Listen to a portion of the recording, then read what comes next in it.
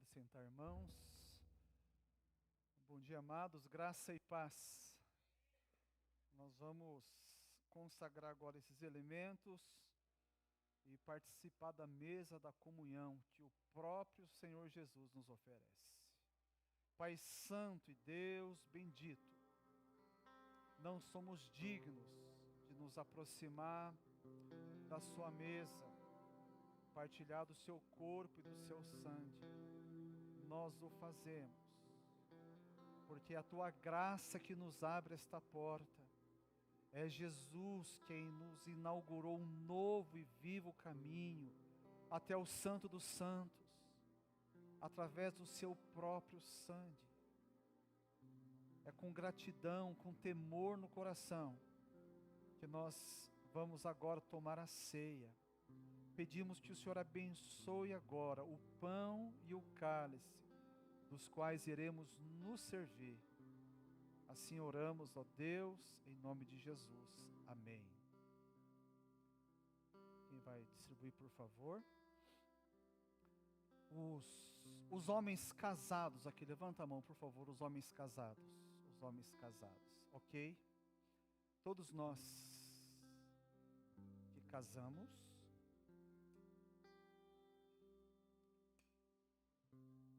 no dia do nosso casamento, nós colocamos um anel que nós chamamos de aliança.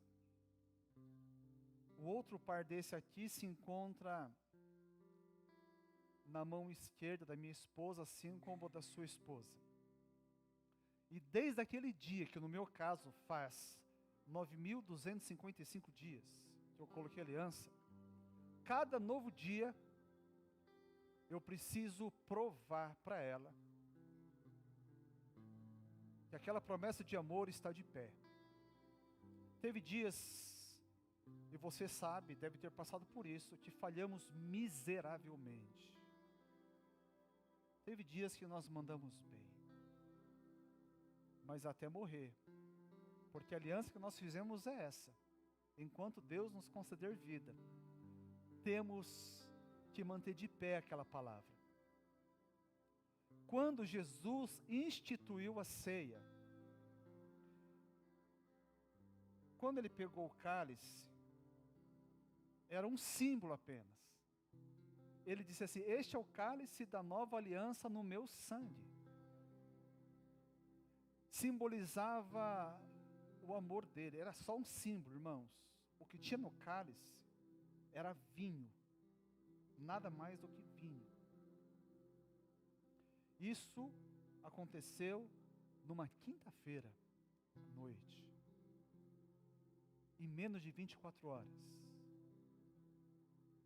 Aquilo que era apenas uma promessa de amor, um símbolo, se transforma em algo que a gente nunca vai conseguir entender. O vinho deixa de ser vinho e se transforma em sangue. Aquilo que era apenas uma promessa, Jesus sela com seu sangue. Como nós cantamos, ó impressionante, infinito amor de Deus. A ceia é o momento em que a gente lembra que nós somos infinitamente amados por Deus. Somos completamente amados por Deus. Se tem um povo que não pode sentir pouco amado, é o povo de Deus. Jesus selou esse amor no Calvário. O povo crente é o povo que sabe que é amado. Uma vez por mês nós somos lembrados disso.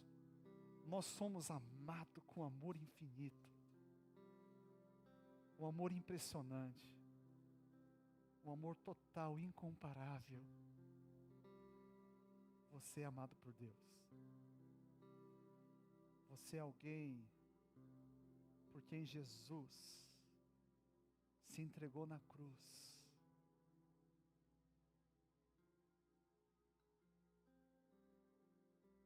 Está aqui o lembrete de que você e eu somos amados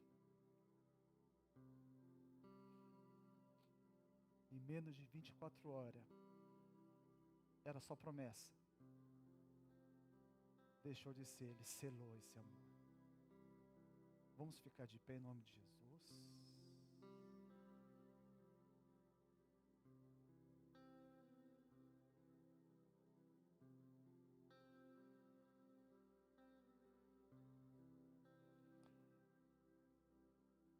Se por um lado nós somos lembrados do amor de Deus,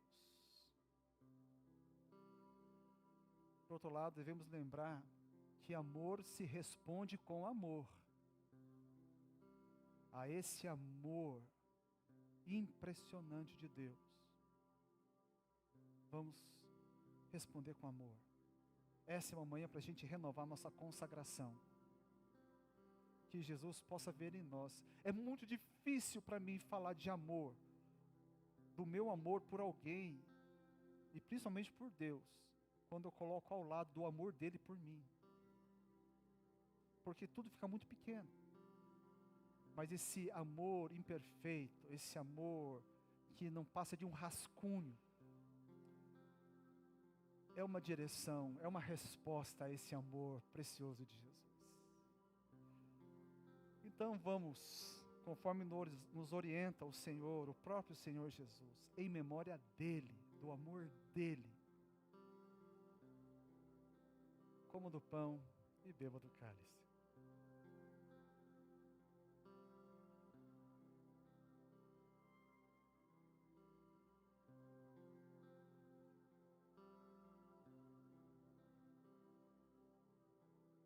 Pai Santo, nessa manhã, gloriosa manhã de domingo, quando nos reunimos, Senhor, juntos, para receber do seu pão e do seu cálice, nós somos lembrados desse amor.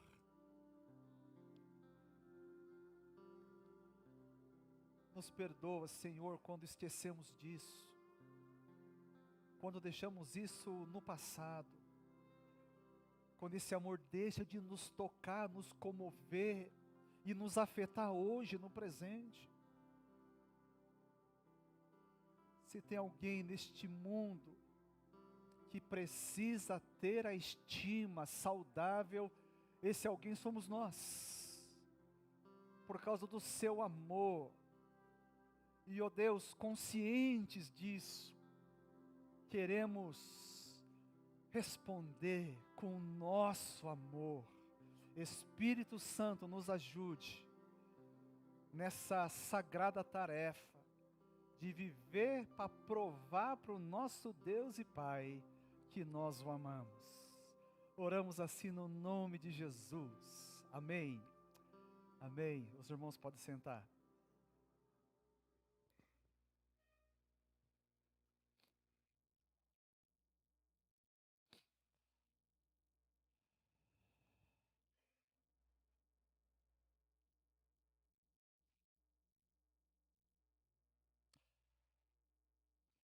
Domingo sempre é um dia alegre, mas eu confesso que hoje tem uma pontada de tristeza. Os que estão presentes aqui, depois que a gente encerrar com a bênção, permaneçam, por favor. Nós vamos ter um momento alegremente triste, ou tristemente alegre, eu não sei. Né, vocês vão saber depois. Quem está em casa precisa vir presencial, hein? Muito bem. Estamos entrando na semana do Natal. Né? Só andar na cidade. Quantos aqui já enfeitaram a casa? Né? Eu gosto, gente, de enfeites de Natal. Eu acho a coisa mais linda. Eu só não gosto que aquele gordinho de vermelho usurpe o lugar de Jesus. É triste casa de crente, que tem Papai Noel e não tem um presépio, gente. Que coisa mais esquisita é essa? Né? O aniversariante tem sido esquecido. Mas o tema dessa manhã é isso aí, Natal no tempo certo. Até a semana passada a gente tem falado sobre preparar-se. A gente pode preparar para muitas situações, né? Os nossos seminaristas estão se preparando para ir para a escola, para Jocum. Uma família nossa já está assim, mais que preparado para mudar para Portugal. E a gente vai se preparando.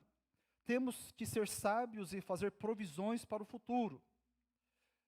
E tem gente que pensa no máximo de possibilidades possíveis, como o pastor Mateus. Tudo que a mente dele permite pensar em possibilidades, ele pensa. E ainda assim, a gente de quando em quando será surpreendido. Porque a gente não consegue prever o inesperado, tá certo? É óbvio, né? E a gente não tem controle sobre todas as coisas. Na verdade, temos controle sobre quase nada. Por isso, muita coisa escapa do nosso planejamento.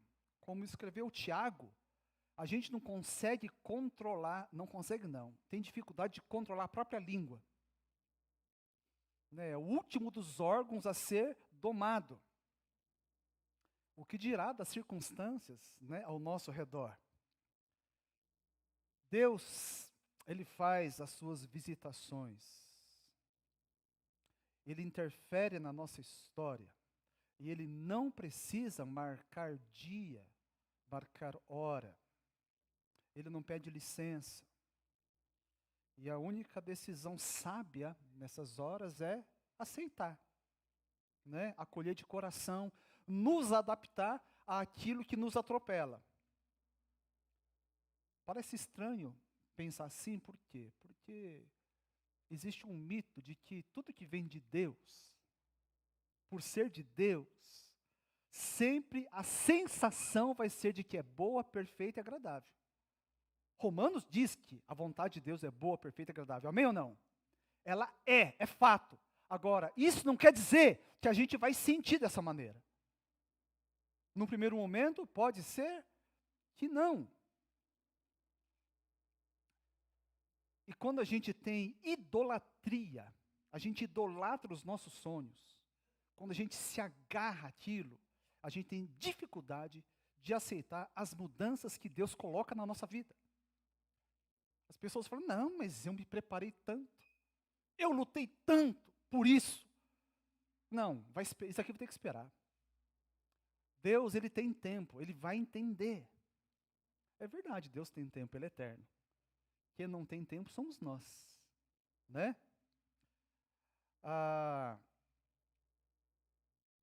Gálatas capítulo 4. Gálatas capítulo 4.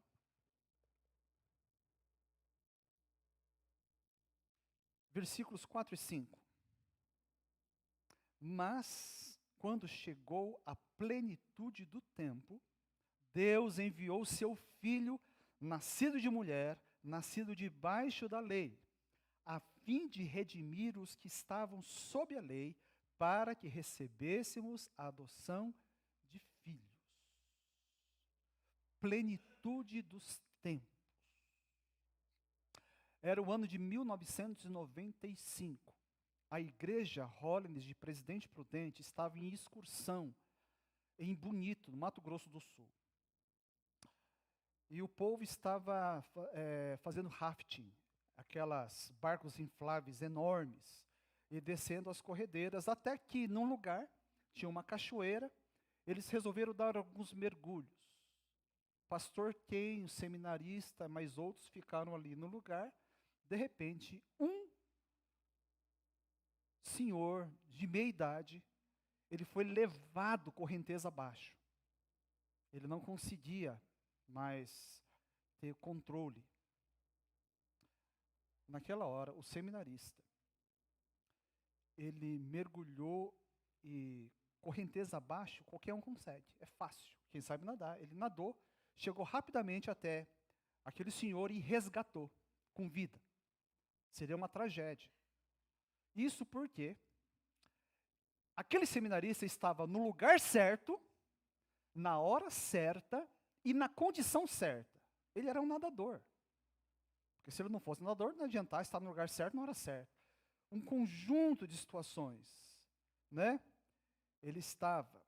O texto aqui em Gálatas diz que a vinda de Cristo, a encarnação de Deus, o primeiro Natal, aconteceu quando? Na plenitude do tempo.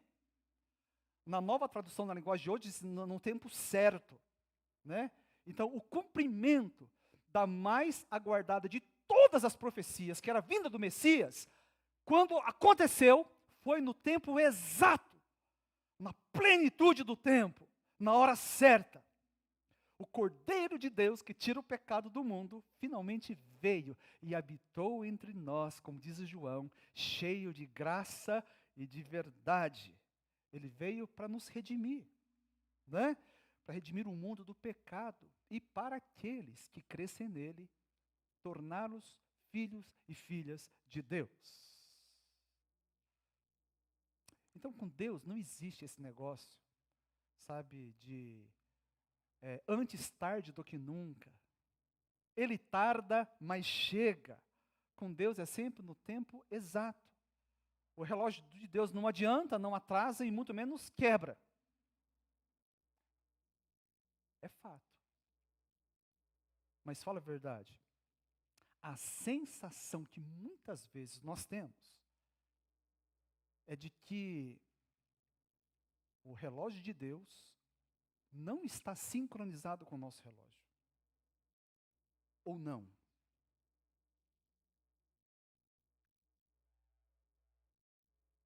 Jesus veio no tempo exato. Nem um segundo depois, nem um segundo antes. Ele chegou no lugar certo. Só que para os demais que fizeram parte do elenco do primeiro Natal, eu acredito que não foi essa a sensação. Se não vejamos lá Lucas, capítulo 1, versos 5 ao 7. No tempo de Herodes, rei da Judéia, havia um sacerdote chamado Zacarias, que pertencia ao grupo sacerdotal de Abias. Isabel, sua mulher, também era descendente de Arão. Ambos eram justos aos olhos de Deus, obedecendo de modo irrepreensível a todos os mandamentos e preceitos do Senhor. Mas eles não tinham filhos, porque Isabel era estéril, e ambos eram de idade avançada. Zacarias, ele não fala de si, é a palavra de Deus que diz dele. É fácil a gente falar, não, eu sou um crente fiel. Eu já vi muita gente falando isso. Principalmente pedinte que vem em casa, né? Fala assim, eu sou um fiel seguidor de Jesus. Eu falo assim, fiel seguidor de Jesus teria que trabalhar, meu filho, né? E não ficar pedindo. Mas isso aqui é outra história. O texto bíblico diz que ele era justo e irrepreensível. Ele temia Deus. Ele era um crente de primeira. Não era qualquer coisa. E principalmente naquele tempo, no pensamento judaico, um pensamento que eles tinham era o seguinte: uma pessoa abençoada por Deus, uma pessoa que tem o favor de Deus, obviamente casada, ele tem filhos. Filhos são herança que o Senhor dá para aqueles que são fiéis. E o texto bíblico diz que ele era fiel, mas não tinha filhos. E ele queria filhos. Era uma vergonha para um judeu não ter filho. Era quase que um carimbo, né, de infiel, de alguém que não tem a bênção de Deus. E ele era sacerdote, não era qualquer pessoa. Zacarias e Isabel casaram. Fico imaginando, primeiro ano de casado, tentando filho, nada de filho. Próximo ano, tentando filho e nada de filho. E os anos vão virando décadas. E eles vão ficando já de idade. E ela já era estéril, e estéril mais menopausa. E ele já vovozinho. E nada de engravidar. Expectativas que se acumulam e não tem a resposta, vira frustração. A essa altura da vida, eles já deviam estar resignados. Né? Deus não se agradou de nós sem filhos. Até que, quando ele estava lá no templo, ao lado do altar do incenso, um anjo enviado por Deus, versículos 12 e 13. Quando Zacarias o viu, perturbou-se e foi dominado pelo medo. Mas o anjo lhe disse: não tenha medo, Zacarias, sua oração foi ouvida, Isabel, sua mulher, dará a você um filho, e você lhe dará o nome de João.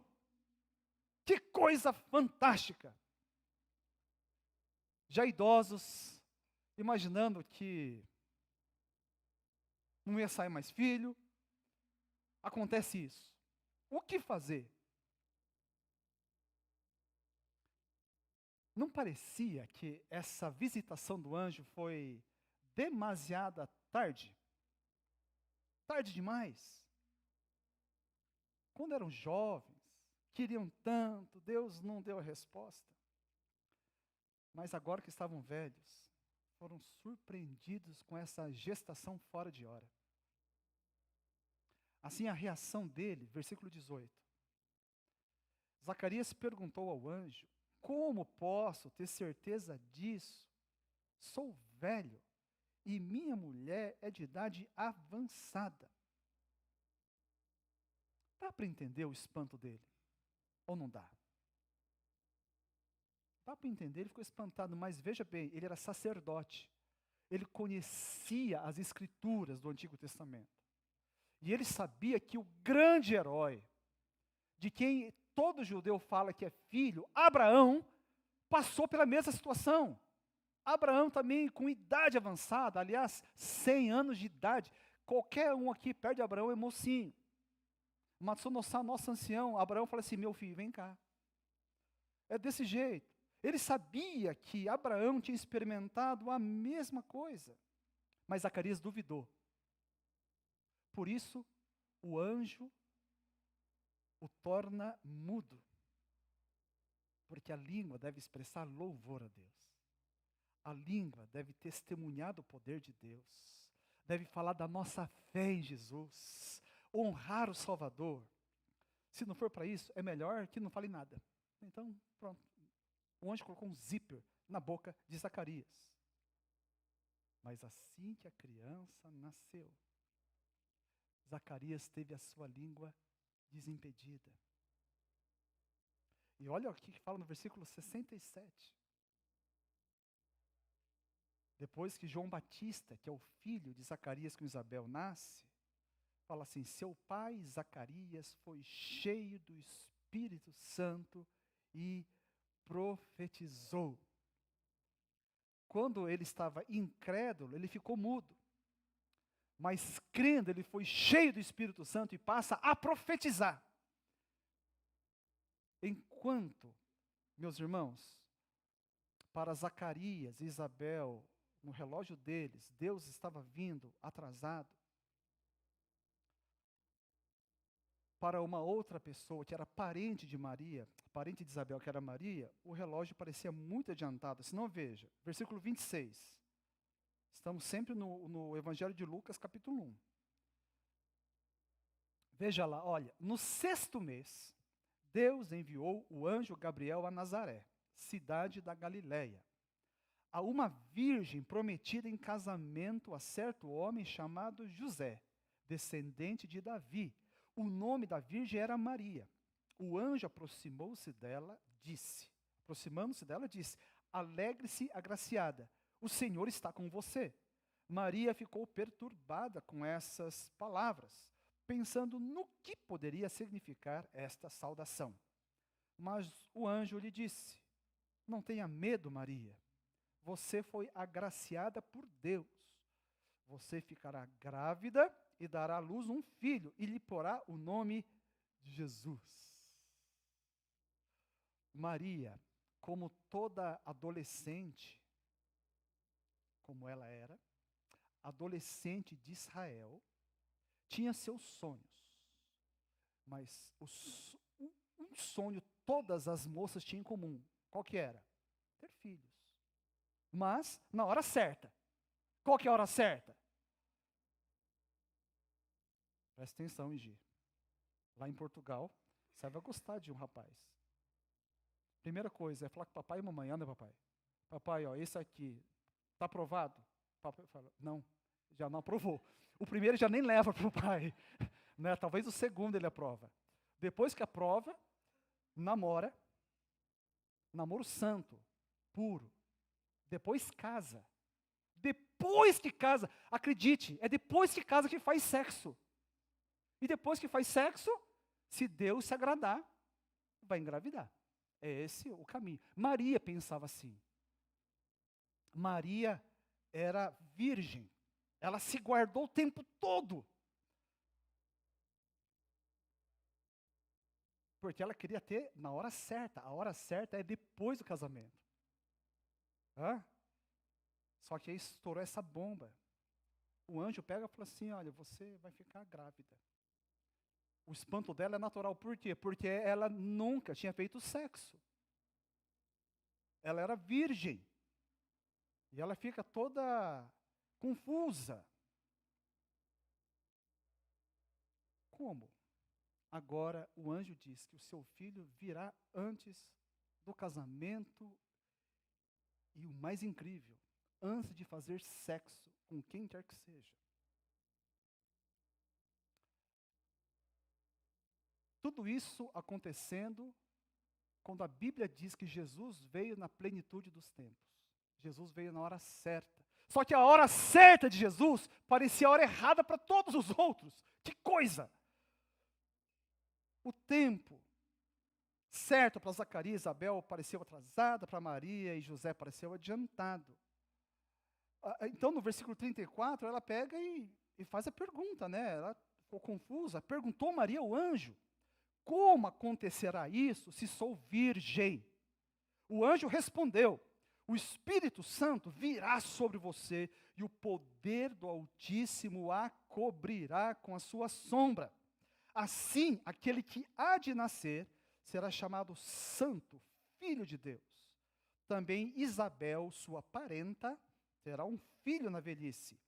Aquela que diziam ser estéril já está em seu 6º mês de gestação. E então, o anjo diz, pois nada é impossível para Deus. Vocês podem ler comigo esse versículo só? Pois nada é impossível para Deus. Agora fala para você convencer o seu coração. Pois nada é impossível para Deus. Você crê nisso? Pois nada é impossível para Deus. Ou o nosso Deus tem que caber nessa sentença, ou o nosso Deus não serve para nada. Ou Deus, ele não pode conhecer impossíveis.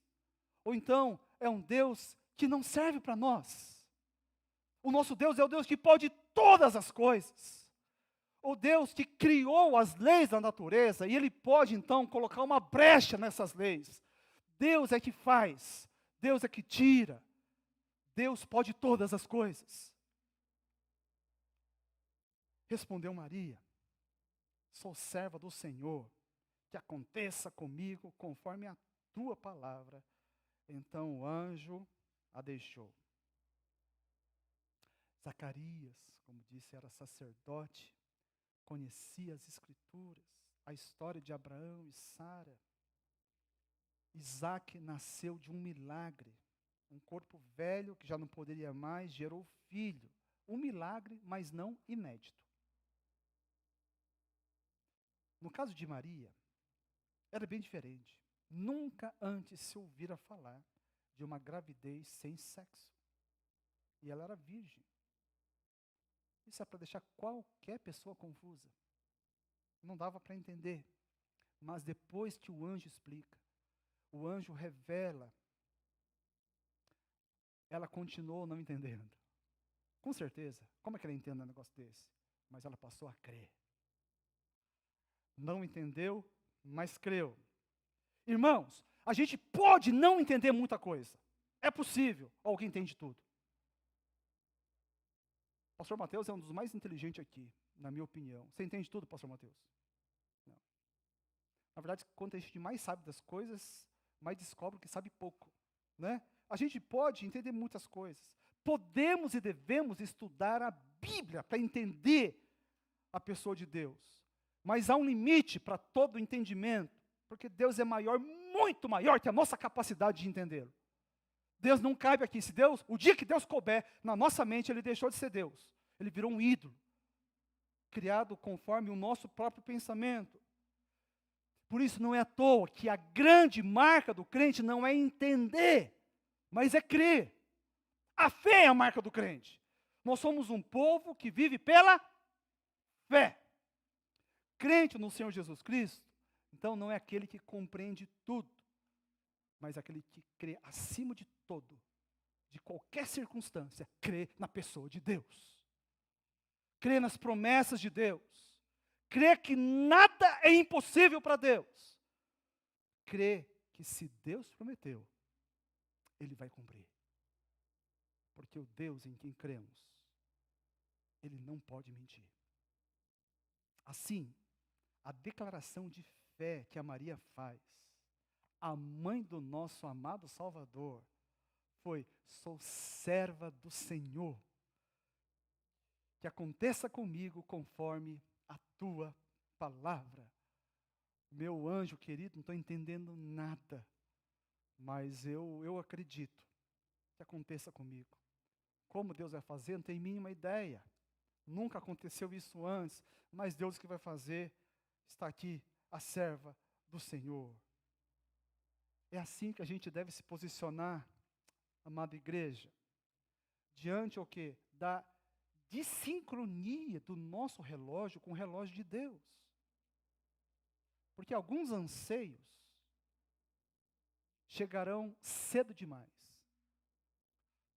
Outros vão chegar tarde demais na nossa vida.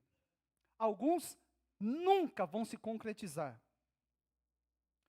E é possível que planos completamente novos Deus introduza na nossa vida. No tempo de Deus, na plenitude do tempo, na hora certa. Não importa o nosso relógio, o nosso calendário, nem a nossa compreensão. A gente vê aqui que importa estar cheio do Espírito Santo. Cheio do Espírito Santo.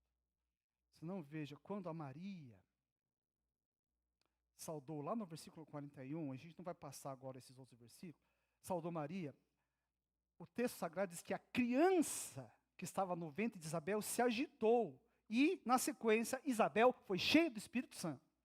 Algo novo. A agenda de Isabel foi alterada, mas junto com essa alteração de Deus, o Espírito Santo a enche. Quando João Batista nasce, a língua de Zacarias, a gente viu, foi desimpedida. Ele passou a louvar a Deus e, na sequência, logo depois, ele foi cheio do Espírito Santo, diz o texto, e passou a profetizar. A jovem Maria, antes mesmo do nascimento, ela foi coberta pelo Espírito Santo. E então, no ventre dela foi gerado o Salvador. O Espírito Santo está em todo momento, nisso que as Escrituras chamam de plenitude do tempo, na hora certa. Se por um lado, todos eles foram surpreendidos com a plenitude do tempo, se todos eles tiveram que adaptar o relógio ao relógio de Deus, todos eles foram capacitados por Deus, sendo cheios do Espírito Santo. O tempo de Deus não é o tempo do homem. Um tempo sobrenatural precisa de uma força sobrenatural. E esse tempo só é bem vivido com e no Espírito Santo. E aí que nós chegamos nesse texto.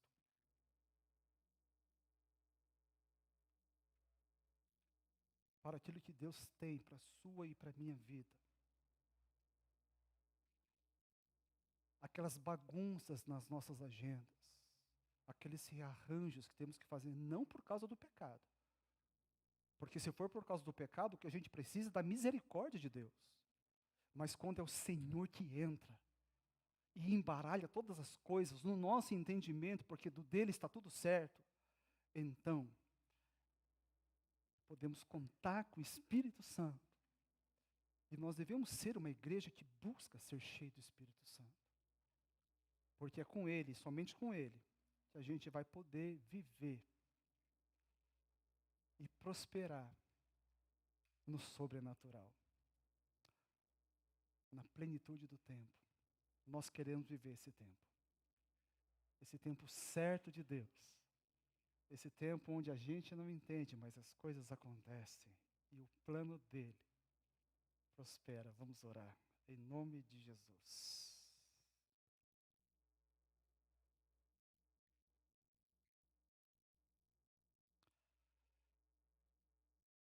Deus Santo, nós aqui, na Tua presença, estamos vivendo tempos tão diferentes uns dos outros. Alguns estão sorrindo de orelha a orelha, vivendo um tempo favorável, um tempo alegremente abençoado. Mas outros estão vivendo momentos de incógnitas, muitas interrogações. Sabemos, ó Deus, que por ser filhos de Deus, estão vivendo sim um tempo abençoado, mas num pacote tão esquisito, que faz levantar suspeitas, ó Deus, e será mesmo?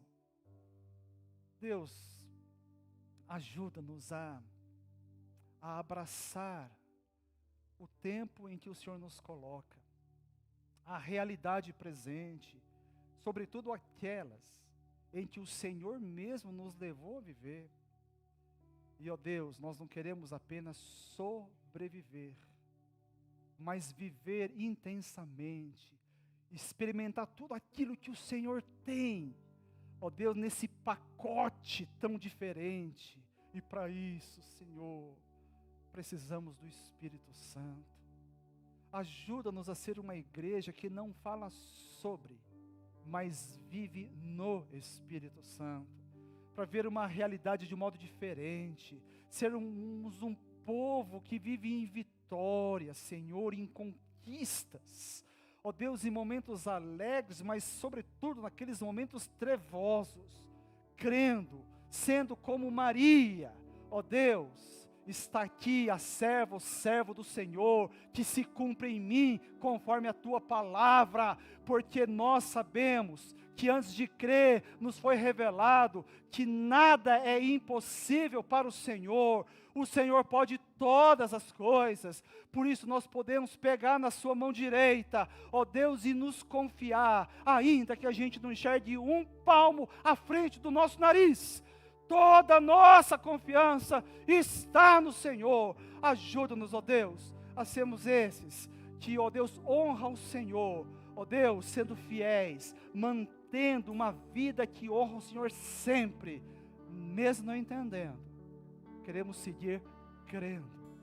Fortalece o ânimo da sua igreja. Abençoa o teu povo.